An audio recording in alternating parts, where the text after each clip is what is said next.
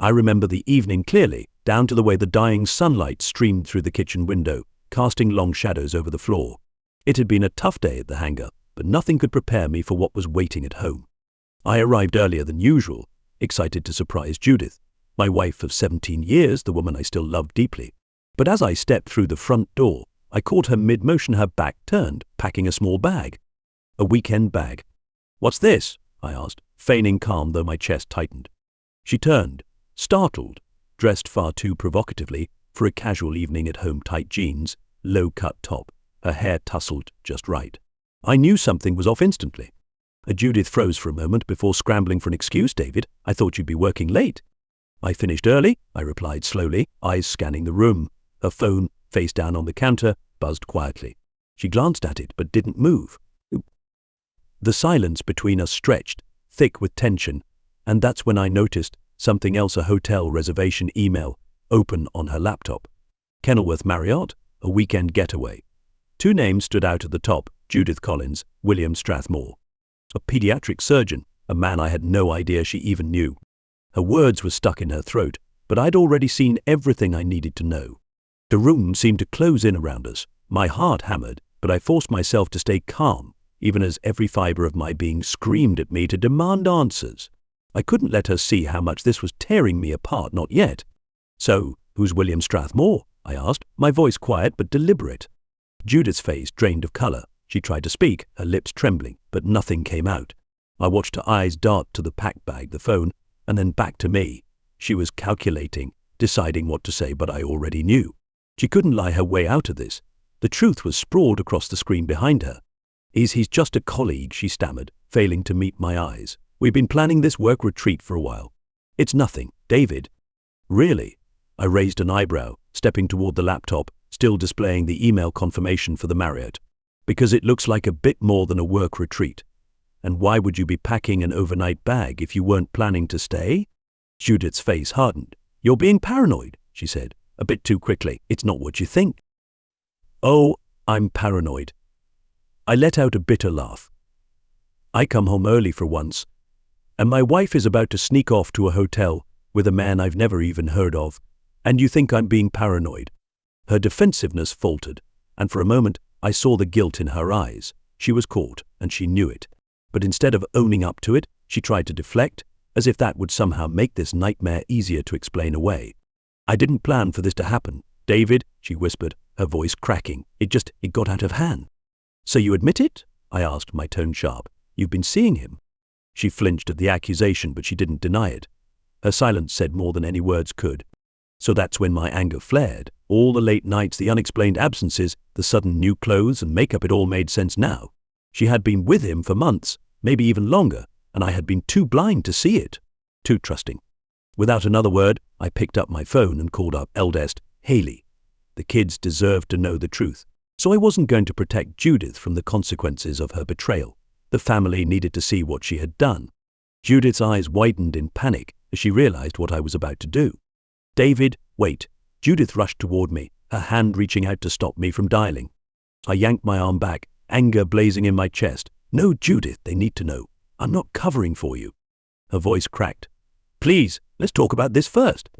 "Talk? About what?" "About how you've been screwing another man behind my back. About how you were about to leave for a weekend getaway like it was nothing." I could feel the heat rising to my face, my hands trembling. It took everything in me not to throw the phone across the room. Judith's eyes filled with tears. "David, I'm sorry." I paused, looking at her, the woman I thought I knew. For years she had been my rock, the mother of our children, the person I trusted most. And now, all I could see was the betrayal etched across her face. "Sorry?" I scoffed, shaking my head. "You're sorry now that you got caught. How long, Judith? How long has this been going on?" She bit her lip, unable to answer. The silence stretched, her guilt almost suffocating. I turned away, needing space to think, but the sound of my phone buzzing brought me back. It wasn't Haley. It was a name I didn't expect. Mrs. Strathmore. I froze for a second, staring at the name on the screen. My pulse quickened. Why was she calling me? I answered, my voice tense. "Hello?" "David, it's Madeline Strathmore," she said quickly, her voice steady but urgent. "I need to talk to you." "About your husband, I'm guessing," I replied, my eyes locked on Judith, who stood paralyzed in the middle of the room, her face pale. There was a brief pause. Yes, I think you already know what's been happening. I exhaled, the rage inside me simmering. Oh, I know, all right. Judith was just about to leave with him. What do you want, Madeline? Madeline's voice dropped, almost a whisper. I think it's time we both stopped pretending. I'd known about their affair for months, but I didn't have the proof until now. So we need to expose them.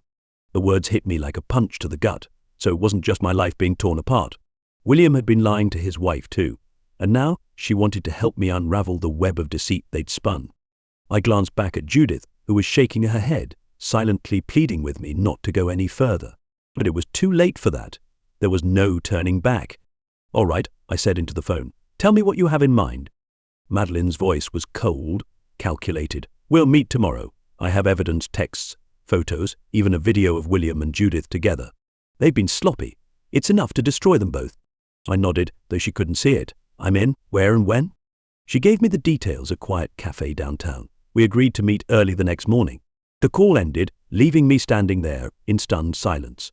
I looked at Judith, who had slumped onto the couch, her hands covering her face.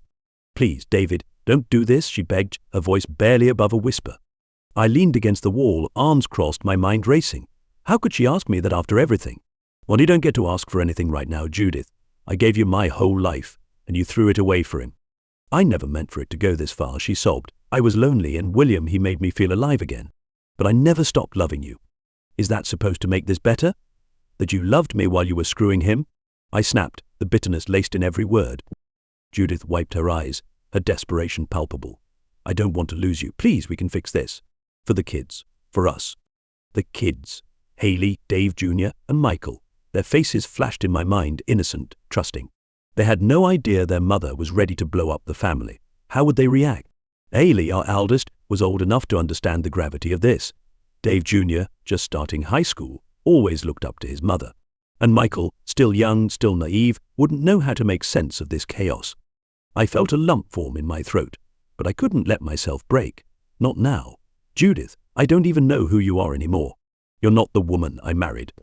Her face crumpled at that, and for a split second, I almost felt sorry for her. But then I remembered the hotel booking, the months of deception, and the fact that she was ready to leave without a word. Before I could say anything else, there was a knock at the door. The sound jolted both of us, cutting through the thick tension hanging in the air. Judith looked at me, panic in her eyes. Who could that be? I moved toward the door, my heart pounding.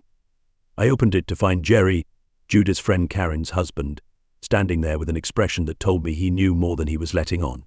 David, Jerry said quietly, stepping inside without waiting for an invitation, we need to talk. I know about William and Judith.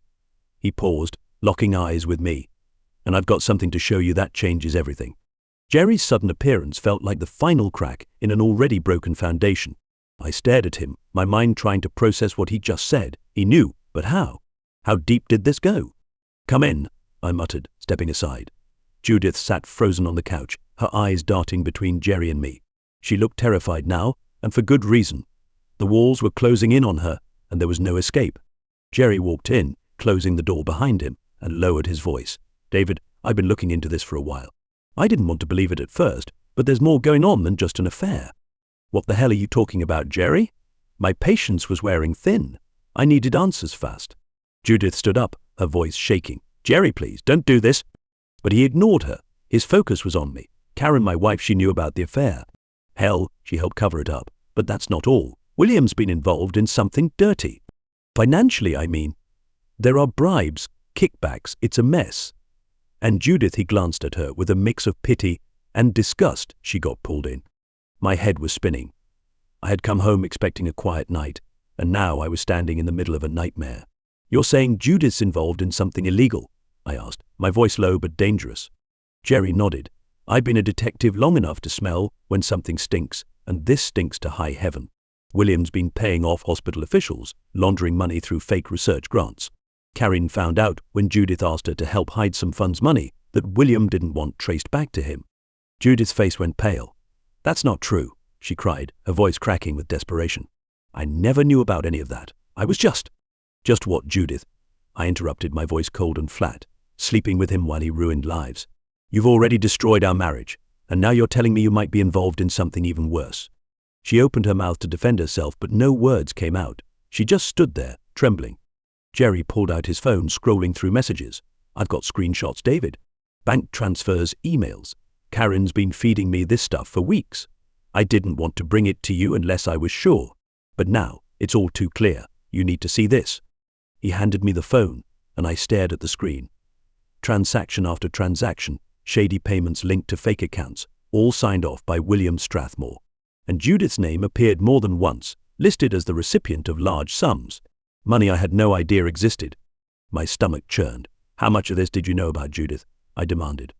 I swear, David, I didn't know about the money, she cried, taking a step toward me. He asked me to help him with some documents. I didn't think it was anything illegal. I thought he was just transferring funds for a new hospital project. I shook my head, disgusted. You expect me to believe that? After everything, you were screwing this guy, lying to me, and now you're telling me you didn't notice thousands of dollars being funneled into your accounts. I wasn't thinking, she whispered, her voice so small, so broken. I was caught up in the affair. I didn't realize what I was getting involved in. Jerry stepped forward. David, you need to act fast. William's going to go down for this, and he's going to take anyone connected to him with him. You, Judith, included. If you don't do something now, she could get dragged into a full-blown investigation. I looked at Judith, the woman I had once promised to love and protect, the woman who had stood beside me through years of raising kids, of struggles and joys, only to betray me in the worst possible way. And now she was standing on the edge of a cliff, about to fall into something much darker than I could have ever imagined. I can't protect you from this, Judith, I said quietly. I won't. You've made your choices, and now you'll have to deal with the consequences. Tears streamed down her face, and she sank back onto the couch. David, please, I'm sorry. I'll do anything. Just don't leave me. Don't let this destroy everything. But it was already destroyed. Whatever life we had built together was gone, shattered by her lies, her betrayal, and now her involvement in something criminal. I turned to Jerry. What do I do next? He nodded, his expression grim. I'll help you get in touch with the right people, lawyers, investigators. But you've got to be ready for a fight. William won't go down quietly, and he'll drag Judith with him if he can. And I looked back at her one last time, the woman I had loved for so long, and felt nothing but a hollow emptiness. I should leave tonight, Judith. Take whatever you need, but be gone by morning. I'm filing for divorce. Her sobs echoed in the room as I turned and walked out the door. I didn't know what the future held, but one thing was certain, this chapter of my life was over. And there was no going back.